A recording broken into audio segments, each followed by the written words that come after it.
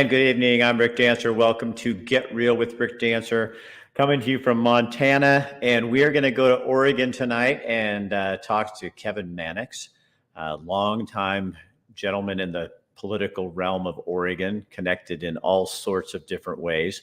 We're going to talk about Measure 110. And for those of you in Oregon, you all know what that is. For those of you in other parts of the country watching, this is the measure that Oregonians passed that basically decriminalized the use of most hard drugs. And it has turned out to be one hell of a ridiculous program that hasn't worked. And yet there's still this move to not do anything. So we're going to talk a little bit about that. First, we want to mention our sponsors.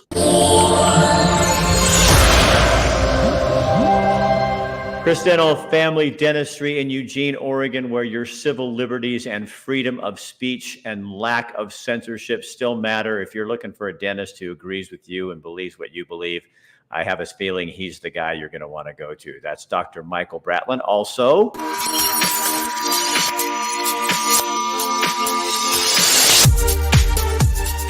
Greg Hinkle, another former Oregonian who now is a Montanan. He works at Fairway Independent Mortgage Company. There's certain rules you have to abide by when you leave Oregon to go to places like Idaho, Washington State, and Montana. Greg knows how to get you through that process if you're planning on leaving.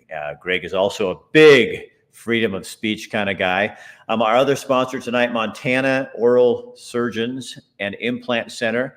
We're going to hear a little bit from them a little bit later about insurance and how that works and how they handle the insurance process. First, let me just go ahead and bring on Representative Kevin Mannix. Hey, Kevin, how you doing?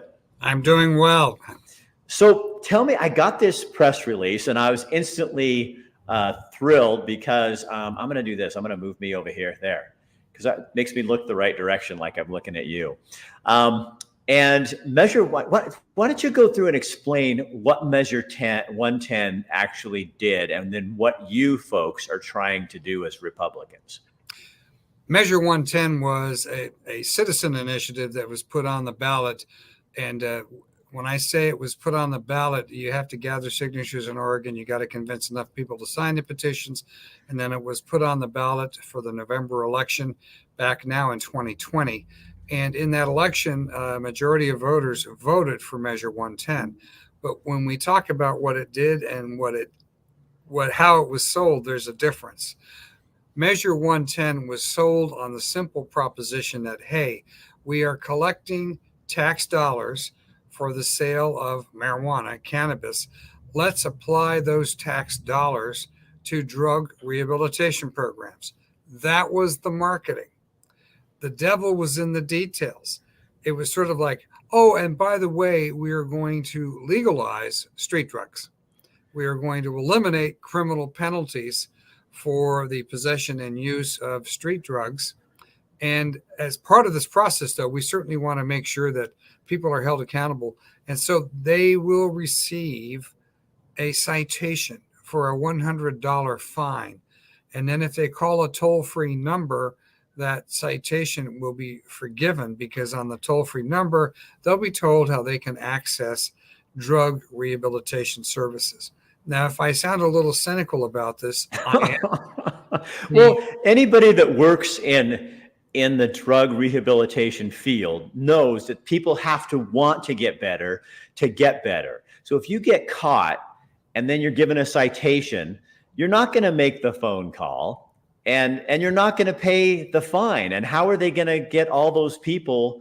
How are they going to enforce this thing? Of course, that's another problem in our government is we do a lot of things without having any money or anything to get the programs going. But go ahead. I digress. Well, I talked to a lot of folks and I said, after it passed, do you realize that we just decriminalized street drugs? Cocaine, heroin, you name it. There's no criminal penalties for possession and use of these. And people were, no, I just voted to say that we should use our marijuana tax dollars for drug rehabilitation and treatment. Well, the answer is no, you did much more. But there's something else. The Oregon legislature, in what I call the COVID session, in 2021, they had a COVID-driven session where most everything was Zoom.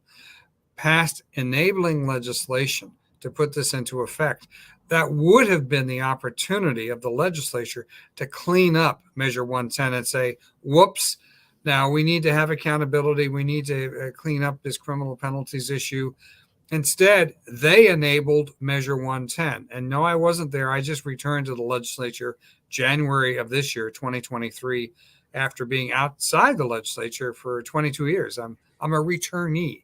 But wow, that's got to be a story in itself, Kevin. That somebody that actually, or maybe you need to be checked, up here for you. You actually went back. I have remained active in politics, but you have.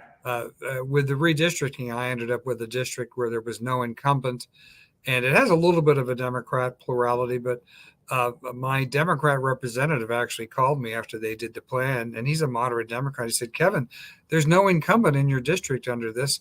You ought to run. And I checked with the one person I need to check with, which is my wife. And she said, well, sometimes somebody has to do something. Kevin, you're somebody and you need to do something here. So I got back into the electoral politics, and now I'm a state representative representing Kaiser and North Salem. In that role, though, I've taken a look at what transpired, and in that Zoom-driven COVID session, there was a 37-page bill implementing Measure 110, and the devil was in the details, and they enabled what Measure 110 opened the door to. In other words, treatment included enabling drug use. Hey, you want free needles? You want a safe place to shoot up and you won't get hurt? And to me, that was not the message the voters had when they were talking about rehabilitation. They did nothing to clean up the citation process where there were no criminal penalties. So that was the implementation bill. And now we're beginning to see all the results all over the state. 12 of Oregon's 36 counties have had their county commissioners vote to say, please repeal Measure 110. I read that. And Lane County came in, which is a big, I'd say fairly liberal county because Eugene is there, has come in and said, well, dramatically modify it. We need accountability. And I have to say, my friends in the legislative leadership, who are, the Democrats run the House and the Senate and the governorship in Oregon, they have created a joint committee on addiction and community safety. And they did appoint me to that committee, and we've been having hearings, and we're hearing from folks. And I find it interesting as I watch the dynamics of this process, because there are, I'll say it, apologists for decriminalization who will just say, oh, no, you must not have any criminal penalties. But they paint this awful picture of some, it's not, they don't do it this clearly, but I'm going to state it clearly, that the police will go out there and they're just going to arrest everybody that's using drugs, and they're going to put them in jail, and they're not going to get any treatment, and they're going to get worse while they're in jail. And then when they're released, they're going to be out there using drugs and committing crimes. No, that's not true. Solutions.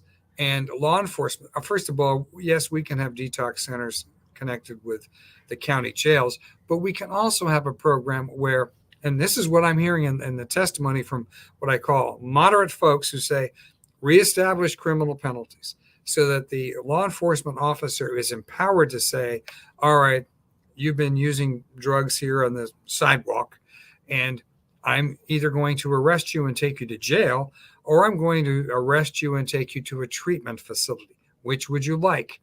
Now, most people that are addicted right off the bat are not going to say, treat me. But if they're given that draconian choice, they're going to say, oh, I'd rather go to a treatment center. Then it has to be a treatment center, not an enabling center. Let's address the person's issue. And as they come clean, they're in a better position than to make decisions about the rest of their lives.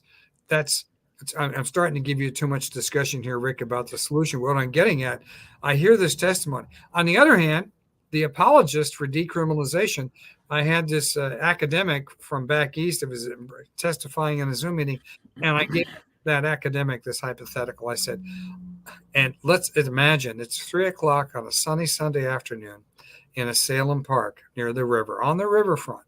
And there's a playground here with kids playing. There's this guy who's fairly disheveled, and he's just shot up into his forearm, and he's obviously high from whatever he got shot up on. And a police officer is walking by and sees this. What are you going to do? Right. Now, right now, the officer can stand there and say, I'm giving you a ticket. And here is a citation for a $100 fine. And by the way, there's an 800 number here. If you call, they'll offer you treatment. And I asked this person, I said, so is that the kind of accountability that will work? And they didn't know. They thought that there must be something going on in Oregon where we could actually take some other action. And so we're getting this testimony from these experts who don't realize there's nothing the officer can do other than write up what's the equivalent of a parking ticket. So these guys were testifying for the supporters of Measure 110. Yes. Oh, no, and they did not awesome. have a full understanding of how bad it is. And I said, no, wait a minute. That officer cannot do anything about the person who's there. And then we got into a further discussion about the symbolism of saying that we're decriminalizing these drugs. And I brought up smoking. I said, we understand that smoking is bad for your health. Now, we haven't made possession a criminal penalty, and I'm not saying we ever should, but we've sent a message with public buildings. You can't be smoking inside public buildings. We said we'll put warnings on cigarette packages. We won't let kids buy cigarettes. So we're sending a message that we think these are bad for your health. Now, with drugs, we're sending no message about that. Right.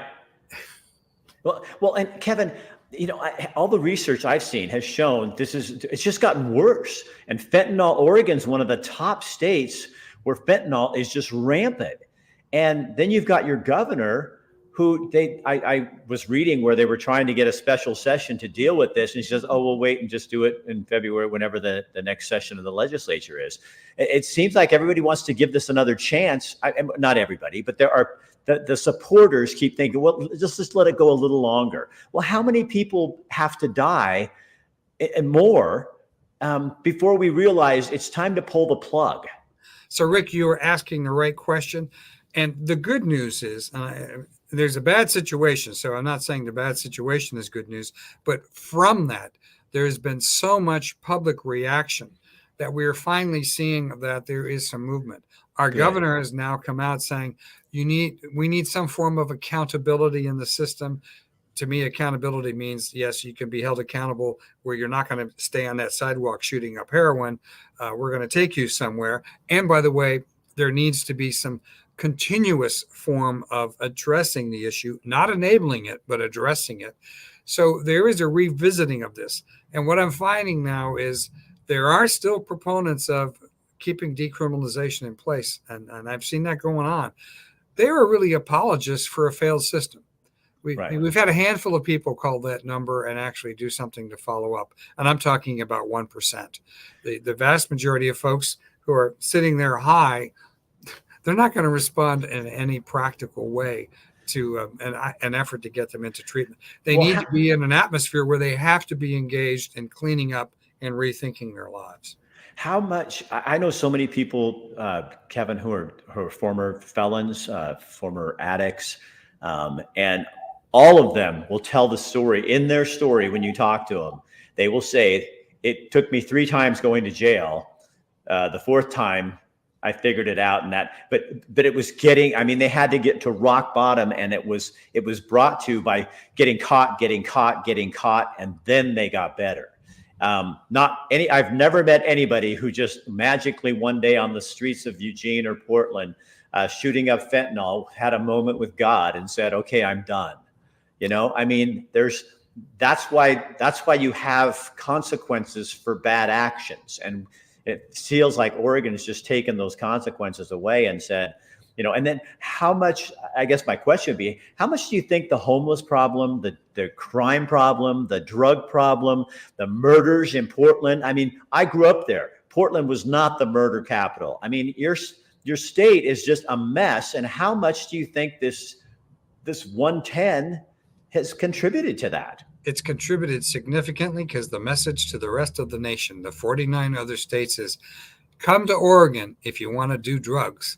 You want to do cocaine, you want to do heroin, you want to do methamphetamine, you want to do fentanyl. Now, fentanyl, we do have some sanctions for that. We finally figured out that we need to have something there.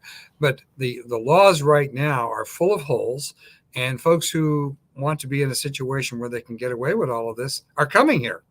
Right. and they're adding to our issues and our problems. Well, Oregon is almost, I mean, and I don't mean this jokingly, but like Club Med for any drug user or person that's doesn't want to work, doesn't have a job. I mean, it's people go, how come it's drawing so many people like that? Well, because if you go on the streets, when I used to live there, I'd go ask these people, why did you come to Oregon? Well, everybody knows you can get food, clothing, medical care. And now we can use the drugs that we want to use. And there's they'll tell you that they're not hiding it. I mean, the only people who are hiding is the elected officials who have their head in the sand and are refusing to go down and talk to these people and find out what is your motivation. It's not, oh, poor me. It's we came here because we want to do this stuff. Well, in fact, when you said Club Med, I immediately thought, okay, maybe we should say we are Club Meth. Situation, unfortunately. So what is you came out with this press release, and I saw on there one thing, and I wanted to ask you about this because you said there was the radical special interests. Who are the radical special interests supporting this still? Well, there are internationally and nationally, there are groups who think that street use of drugs, decriminalization of drugs is okay. That this is part of I'll use the word anarchist. They'd say extreme libertarian view of the world. But there are other consequences, because when they say you're not harming anyone else, yes, you are. Yeah. Because you become part of the homeless community. You become part of the folks who are dependent on others for any kind of sustenance. You're the ones that are filling up our emergency departments. You're the ones who are preying on other honest, law-abiding citizens to steal from them. Why? Because you have to feed your habit. And because you have this habit, you're not working anymore. And the only way you can afford to feed it is to steal and to prey on others. So there are all these community consequences. We are victimizing our communities, right, with those who are using these drugs. It is not an innocent activity with no ramifications to others. I read an article of a guy who used to live in Portland and he moved to Minnesota. He I think he got married, and then he wanted to show his wife because they were thinking we should move to Oregon. And so he said, let's take a vacation. So they drove all the way out here, came to Portland. We're staying downtown in the nice side of Portland and parked in a parking garage, came out the next morning and their car had been broken into, but nothing was taken. But their window was broken. And so he went to the parking meter or the parking assistant. They go, oh, no, that's your chance, man. It happens all the time. You might try that other parking garage over there. This seems to be safer. He parked it there. The next night, another person car banged his, bashed his windows, the rest of his windows in, took everything, all their camping gear, everything they had in the car. And here these people were driving. They wrote a story about this, driving back to Minnesota with plastic taped on their car windows. And he said, I will never go back to Portland, Oregon again. And that is a direct result of this stupidity to think that you can just let people commit crimes and do drugs and everything's going to be fine. And anybody that goes through Portland, they'll say to you, oh my God, the overpasses. I mean, Portland used to be the most beautiful city. I would put it right up there with anything in the country. It was such a gorgeous rose city. Now it's like the rose has lost its bloom. And the only way to get that back is to start taking back some of this territory, it seems to me. You are correct. And the good news is there is a movement to take back the territory. There is a movement well-funded by prominent business people to do an initiative to go on the ballot, and we only get to do this in even-numbered years every other year. Well, November 2024, we have a general election, and they've got a petition, an initiative to radically reform Measure 110, reestablish criminal penalties, but also make sure that there are good treatment programs, but that they're also moderated and monitored by county government, not the state government, because the octopus of state government doesn't do a very good job of that. Have it done at the county level, where we are truly talking about treatment programs. If some counties, such as Multnomah County, where Portland is located, wants to go in another direction, I still think we need to limit it so that they are truly talking about addressing the issue, not enabling the issue. And so they have that moving. And we do have a short session of the legislature starting February 1 for 6 weeks. And this committee that I am serving on has been holding hearings, the Joint Committee on Addiction and Community Safety. There is an opportunity for this committee to come up with a solution. Now, I've told the folks who are doing the initiative, we should be doing at least 90% of what the initiative will do, or else they should keep moving that initiative, because the voters will vote to dramatically change all of this. And yes, recriminalize. And, it'll probably be criminalization with certain limitations. We've got to make sure that there are treatment programs available, that we are being legitimate about saying we want to clean up the problem. Now, as a parallel to this, we're going to be taking other steps, at least I'm going to be pushing for other steps, to clean up the public safety system, to make sure that law enforcement is backed up at the state and local level. And I do think we're seeing that pushback now picking up. So we have an election year coming. It'll be interesting to see what happens during the elections. But in the meantime, we have what's called a short session. And for those 6 weeks, I'm inviting everyone to pay close attention to whether or not our legislative leadership and the governor come through with a solution to the Measure 110 problem, because Measure 110 has given us a failed system. Doing nothing, which some people would, they're saying, give us more time. No. You've had, how many deaths how many people have we lost already?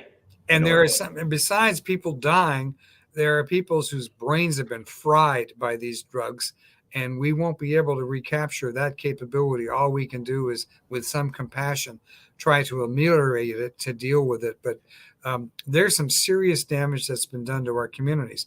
But we also need to restore the belief of our voters, our citizens, that our government is there to respect hardworking, honest people who pay their taxes and want safe streets, safe neighborhoods. They want to be safe in their homes, and they don't want to have people popping up on drugs on them, endangering their kids and communities. I'm sorry, I'm getting a little worked up about this, but it's unacceptable. It's ridiculous. We have to fix it. So Kevin, here's a different issue. Well, it's in the same realm. How do Oregon seems to be targeted by crazy initiative people. Like they almost use Oregon as a state to test and say, hey, if we can get Oregon to pass this, we can get this thing to move around the country. I think Colorado is another one that gets a lot of that stuff because, Oregon was known for, in the beginning, doing really good things that were out of the box, like opening the beaches so that people like me that have property on the ocean front can't keep people from walking on the beach. That's a great thing. The bottle bill to recycle bottles and stuff, which we don't do here in Montana. It's really weird for me because I've done it my whole life in Oregon. So there's some things that we did, but then we get so ridiculous about pumping our own gas, and then they come in with this kind of stuff where let's test Oregon. Do Oregon voters and people in Oregon just need to be a little more careful about understanding what it is that they're voting on, or Well, there's two parts to this. First of all, I'm the author of Measure 11, which the voters passed, which establishes mandatory minimum prison sentences for violent crimes. No ifs, ands, or buts, no parole, no early release. You are subject to a mandatory minimum prison sentence, and that remains in effect. The voters voted for it. There was an effort to repeal it. It passed with 66% of the vote. 6 years later, opponents tried to repeal it. 74% of the voters said, no, this is working. And by the way, for the first 10 years it was in effect, we led the nation in the rate of reduction of violent crime because we actually took these folks off the streets and put them behind bars. So the initiative process can work. And yes, Measure 11 cost us some money. We had to actually incarcerate people and spend money, which also saved our citizens money because they weren't being preyed upon by violent criminals. So it can work. Our problem is the ballot title process. The Attorney General is responsible for writing what's called the ballot title because a lot of these measures are so long, you have to have a shorthand version that shows up on the ballot. And that can be a lopsided process. The ballot title for Measure 110, in my opinion, was written to favor passage because it emphasized, marijuana tax dollars for rehabilitation. It did not emphasize enough, as far as I'm concerned. Oh, and by the way, we're decriminalizing all these street drugs. Right. In the detail in the summary of the ballot title, you could see that, but you had to look for it. A ballot title that truly tells voters what is happening is important. And I'm going to be pushing for a reform of that. Good. Because it can mislead the voters. And I will say this, we have a very nice person who is Attorney General. She is retiring. She is very liberal. And I believe that the ballot title process has been influenced by that liberal mentality. I think the ballot titles ought to be written by the bipartisan legislative council. Thank you. This is citizen legislation. Have a legislative council who know they have to answer to Democrats and Republicans. They're not independently elected. They don't have a boss who's independently elected. And write the ballot titles so it's a fair piece. So when the voters see this on the ballot, they'll know what they're really voting on. That is such a great idea, Kevin, because how many, I can just count, I remember as a news guy, how many ballot measures would come out and it would be like, oh my God, you guys, I knew because we were covering it, but the general public had no idea. And they'd say, well, lawmakers wouldn't do that. I go, no, they don't want you to understand this. They want you to pass it. And then when you have somebody like the Attorney General now, very partisan, and you can't have that, like you can't have the Secretary of State doing that kind of stuff. I mean, because that's also a partisan position. So I love that idea of getting somebody else, a group of people who have to be accountable to one another and the public.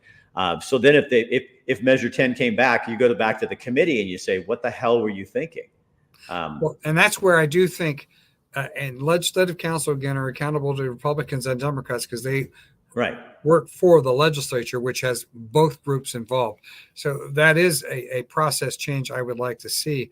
Also, we add all kinds of, we do have a voters pamphlet, but we have added so much stuff it's a to rag. The voters pamphlet that it's a maze. It doesn't say here's what the measure is and then describe it. There's all kinds of other things that are written up and put into the voters pamphlet.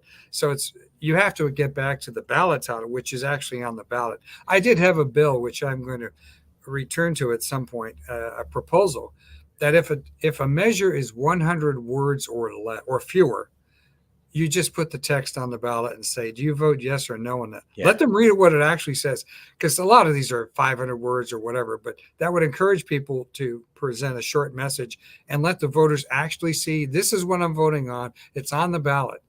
I'll still bring up that idea. Another one you should bring up, Kevin.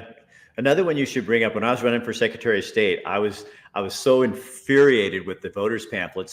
It's just like a tabloid, because people, what the voters don't understand, a lot of voters, is a lot of that stuff, most of it is paid propaganda to get you to vote yes or no for the issue. So put the ballot in there and don't let people pay for the voters pamphlet with all their jargon and all that, because people start reading it and they just read what they want to see, and then they end up voting for things that aren't exactly good for the state of Oregon. You've made a good point. Arguments for and against that are presented, and you just pay the price and you get to print the argument, and it's a lot cheaper than the cost of printing the document. Right. And it comes from the state. So people think, well, this has to be true because the state printed this thing in. No, it's just like any other that's paying for the magazine. Take out the arguments for and against that people pay for, get down to presenting them with the measure itself. And simplicity here is the key to, I think, a better informed electorate. And then you want to have your debate, have it outside, it outside and let people argue the case. So we do need to reform that process. Well, I am back in action. This is I love this. On 22 years, and I will be pressing for common sense solutions. And on the Measure 110 side, I'll be pressing for our committee in the short session to come up with a common sense solution. And if they don't, the escape clause has been written. It's there. It's a ballot measure that will dramatically reform Measure 110. It will still leave a sliver, a piece of it. The marijuana tax dollars ought to go to drug rehabilitation. Okay, but it also changes how that is done so it's more effectively used. And I'm not here to push for that as the alternative right now. I am letting my fellow legislators know, hey guys, either we fix it or the people are going to fix it in November. Fasten your seatbelts. So last thing I'll ask you, Kevin, because I know you've been, he ran for governor, you've been involved in politics. You say 22 years, but most of us who were in the news or at least understood politics or Salem, you were never out of the picture for very long. Oh no, I mean, that I've 22 had my years. law firm in Salem for 38 years. Yeah. After I left the legislature and ran for governor, and I lost. I always like to remind people it was by 3% of the vote. There was a libertarian on the ballot who took 5%. And if Portland didn't exist, I won by 55,000 votes, but I lost Portland by 88,000 votes. So I know that dynamic. After that, I've served as chairman of the Oregon Republican Party. I've served as chairman of the Marion County Republicans. I've been working to support candidates. And my last successful ballot measure was Measure 73 in 2010, now 13 years ago, on your third conviction for drunken driving. And that's after one diversion for treatment. If you go through diversion, you don't get a conviction. Third conviction, 90 days mandatory minimum jail sentence. No ifs, ands, or buts. And that's still on the books. And the voters voted for it. And 90 that long. Driving, we needed to get drivers off the road. And with a 90-day time in jail, it's time to reevaluate. Maybe you ought to be looking through the 12 steps because the consequences are significant. Before that, they kept getting probation. Anyway, it's still on the books. I still see it in effect. So some of these citizen initiatives things can make a difference. So let me ask you the last thing. What is your hope as a guy who's been involved in this all this time? Oregon's been on some rough roads for the last couple of years. What is your hope for 2024? I think we're going to see the swinging of the pendulum. I think that we're going to see that there is some shift in the legislative composition. I'd like to see my fellow Republicans take a majority in the House and Senate. It's tough looking at the demographics, but I'm also seeing, and this is where there's some hope, some moderate Democrats getting into more of a position of power within the Democratic Party. I won't say within the party, within the legislature. And Governor Tina Kotek, I think, has been much more approachable in terms of the issues I'm concerned about. We've been able to develop a conversation. We have different philosophies, but I see her as much more approachable than her predecessor. So I think that we're beginning to see the beginnings of a sea change here in the Oregon political scene. Now, I hope I'm not a Pollyanna. I guarantee you there will be some shift. The question is how much. All right. Representative Kevin Mannix, thank you so much for your time. I know you're a busy man, and glad to see you back in your seat, doing your thing. Glad to be here. Thank you very much. I wish you a wonderful Christmas. All right. You too, Kevin. See you later. Thank you. Bye-bye. All right. And again, we cannot do these shows without our sponsors. And we have a new video out with Montana oral surgeons. And I thought this was really good. I just had to go to the doctor. I won't tell you the details of what I had to have done, but it was very minor.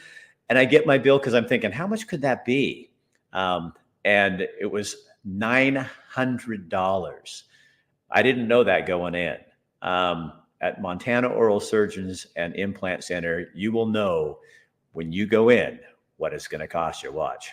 In that position where you go to the doctor's office and you need something done that is life-changing for you and you have no idea what it's going to cost and you don't get a bill till afterwards and it's always shocking and you had no idea what it was going to cost you. We definitely don't want to do that to our patients here. We want to give them the information upfront ahead of time so that they are aware of what the estimate that their insurance is going to be paying and the estimate that they're going to be paying out of pocket is, so that there's no surprises. Obviously things can change, especially with surgery. It doesn't happen often, but when we're in there, things can come up that can change that out of pocket. We do sedate our patients, so we don't collect any additional funds or anything after the surgery. That's why it's so important for us to have that estimated out of pocket beforehand, because we don't want to have to send you a bill in the mail like a lot of other places do. Oral surgery is pretty anxiety inducing for the majority of people. So to be able to check that off their list of one more thing that they don't have to worry about really does help calm their nerves and just makes the whole process seem that much easier.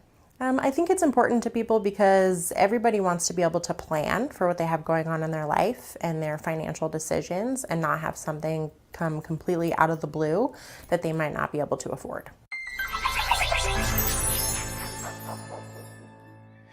So, Montanans, I hope that you enjoyed watching that, and it comes as a warning that things can, this is what can happen when you get the wrong leadership and too much of one party involved. Oregonians, I have great hope for you. It sounds like people are starting to get involved, but the bottom line is you got angry because the Measure 110 didn't work and it ruined your state. So now it's time to put things back together. And with people like Kevin and others in charge, maybe that can happen. But it's going to take your involvement as well. And we all need to be smarter when we're looking at initiative petitions. When something sounds too good, remember what they say, it probably is. It's probably not exactly what you're voting on. And I could give you a lot of examples of that in Oregon. Okay, it's Thursday. Enjoy your weekend. And we'll be back. We're doing now, just so everybody knows, we're doing TikTok shows live on Mondays and Wednesdays at 5 o'clock Montana time. That would be 4 o'clock Oregon time.